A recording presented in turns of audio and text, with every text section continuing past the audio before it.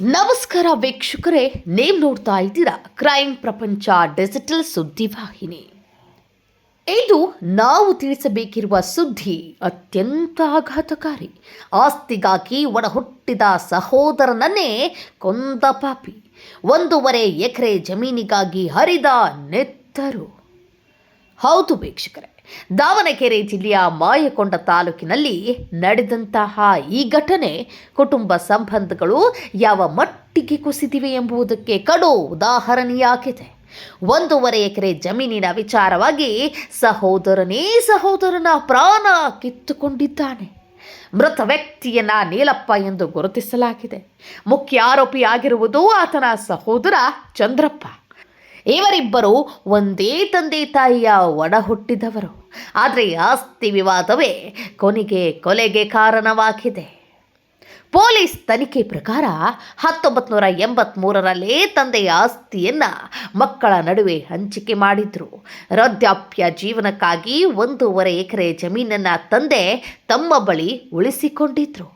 ಈ ಅವಧಿಯಲ್ಲಿ ನೀಲಪ್ಪ ತಂದೆಯ ಆರೈಕೆ ಮಾಡಿಕೊಂಡು ಬಂದಿದ್ದನು.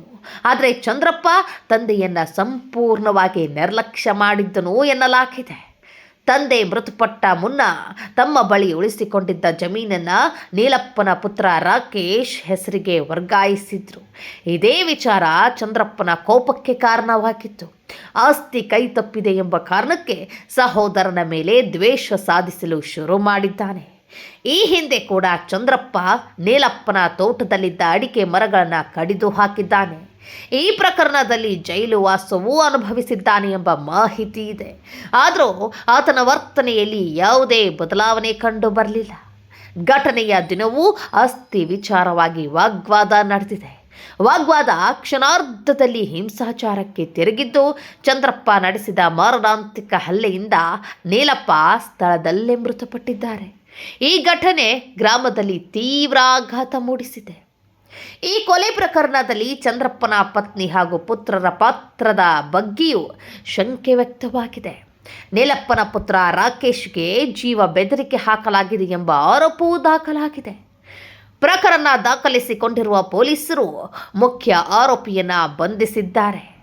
ಉಳಿದ ಆರೋಪಿಗಳ ಪಾತ್ರದ ಬಗ್ಗೆ ತನಿಖೆಯನ್ನ ಮುಂದುವರೆಸಿದ್ದಾರೆ. ಆರೋಪಿಗಳಿಗೆ ಕಠಿಣ ಶಿಕ್ಷೆ ವಿಧಿಸಬೇಕು ಎಂದು ಗ್ರಾಮಸ್ಥರು ಮತ್ತು ಕುಟುಂಬಸ್ಥರು ಆಗ್ರಹಿಸಿದ್ದಾರೆ.